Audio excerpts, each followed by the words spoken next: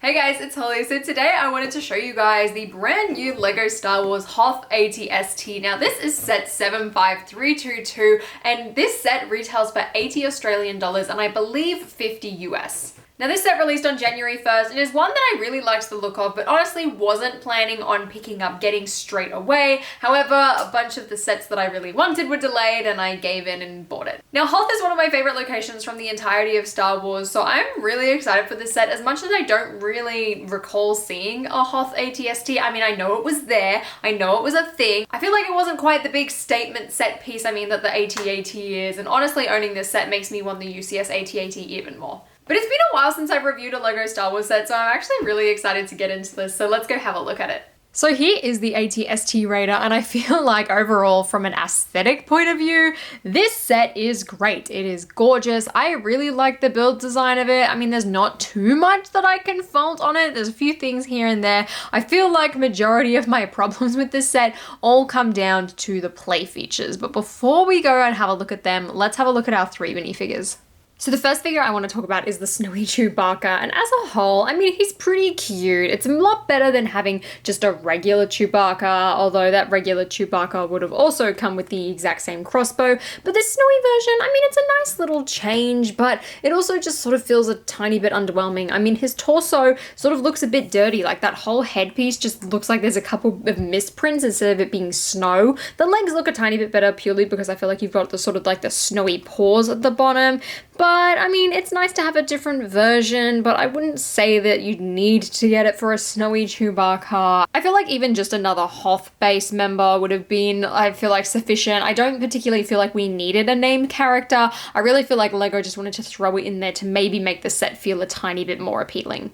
Next up, we have the Atst Driver, and overall, I really like the design of him. It's honestly quite shocking that he's got leg printing, so that's a pretty welcome surprise from me. He also comes along with one of the tiny little blasters, as well as some white binoculars, which can both actually clip inside of the cockpit of the Atst, which I thought was pretty cool. And he's also got a double-sided face, one looking a bit more aggressive, and one looking a tiny bit happier, along with his little trin strap. And overall, I love his helmet as well. The printed goggles look fantastic, and I just think as a whole, this is a pretty well-designed figure, especially for one that shouldn't really have too much printing, so I'm glad that LEGO did go that extra step.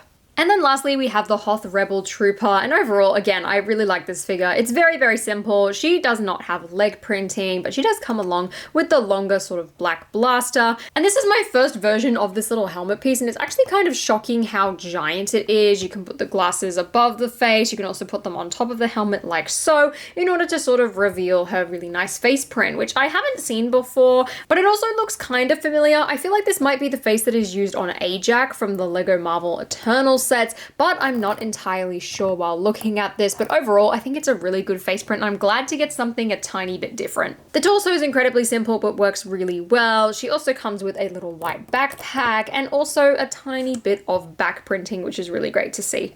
And before we take a look at the Atst itself, there's one more sort of character slash minifigure, although I wouldn't really count this as a minifigure, and that is the Imperial probe droid. And I really like this mini scaled version. I mean, I feel like it's still a tiny bit too big, but there's not really a LEGO piece I feel like that would fit unless they made like a 3x3 round plate, but currently that only exists in a tile. Besides that though, I really like the model of this. Honestly, it's a lot more sturdy than this sort of UCS type version where it's just like a model of the probe droid. I had so many issues with that one. So it's really nice to see this one actually sort of come together and be able to be posed. It can also just float around on this tiny little white plate, sort of represent the snow, or you can take it off and just leave it on the stud as is. But overall, the design is really simple, really effective as well, and I'm glad that it is included in this set.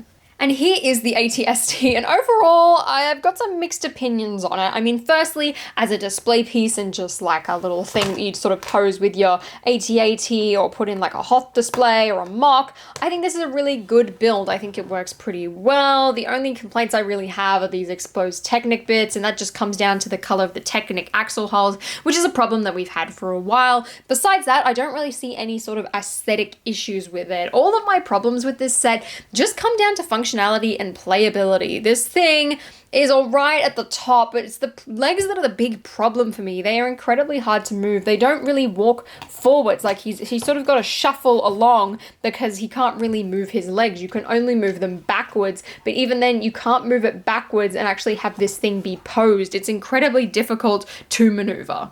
Like if I sort of pick it up and show you what I mean, like you can't move this thing forwards very well. It's sort of got to do this like awkward duck stepping thing unless you sort of have it sitting kind of wonky like that. It's pretty difficult because then it gets really top heavy and you just really can't do an awful lot with this thing. You just sort of got to shuffle along like this, which definitely isn't accurate and it isn't very easy for play features. You've got to sort of twist the legs backwards in order to get it to move, unless you sort of do it like this, but then he won't really stand all that well. He's just sort of got a little slight step in here and it just doesn't really work. However, you can make him do some pretty interesting poses. He can do a little arabesque like in ballet, or just do the full splits, which I thought was pretty funny. But honestly, I feel like the 501st AT-STs had a lot more maneuverability than this. I mean, it just looks a tiny bit awkward. You could put him down like that, I guess.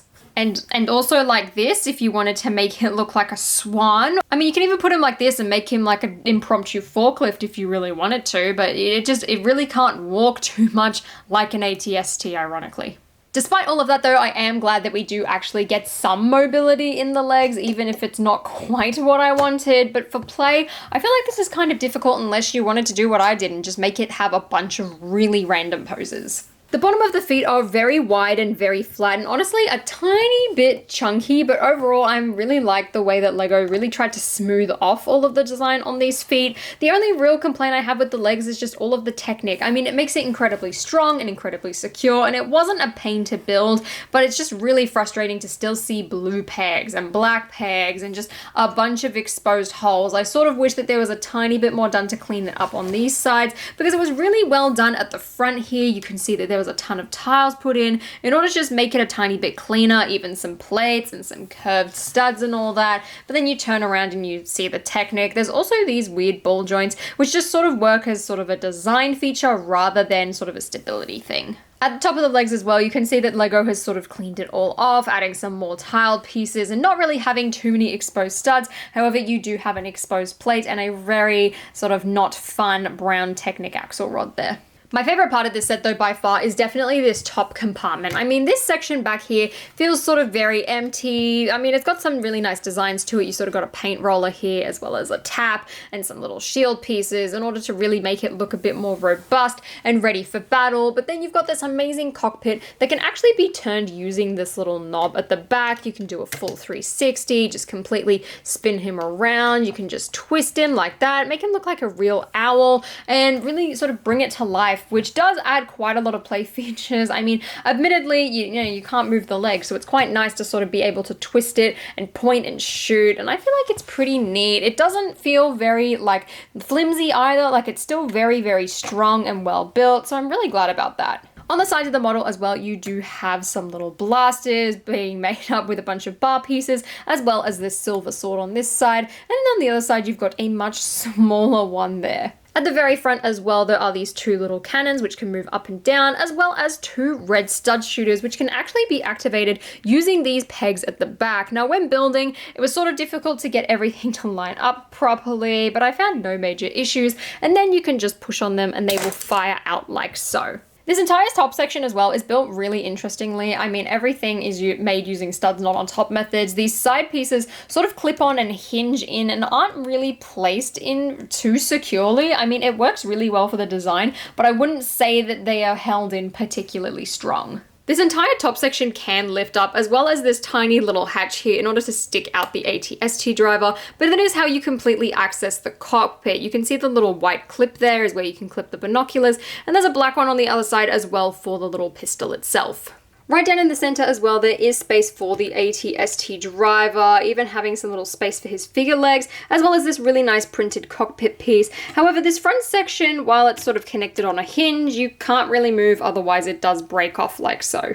However, by doing that, you can get a much better, easy access to the cockpit. You can see I can just put in the little blaster there, as well as the binoculars here. And then the clone pilot sort of can sit down. I mean, it wasn't the easiest thing to get him in and out of there, considering the way that this front section does line up. Although I would highly suggest, you know, not really trying to take that front section off. I just feel like it's not that good if you do that. So that is the entire Hoth AT-ST, and overall, I really enjoy it. I feel like for display-wise, I think it's perfect. If you got the UCS AT-AT, it's amazing. Or even if you want the Snowtrooper Battle Pack, I feel like if you're using it for play, it's not quite as good, but I would still recommend the set. I would just probably wait for it to go on sale if you're one of those people. But let me know what you guys think about this set in the comments down below, and if you enjoyed this video, please give me a thumbs up and consider subscribing to my channel down below. And until next time, guys, I'll see you later.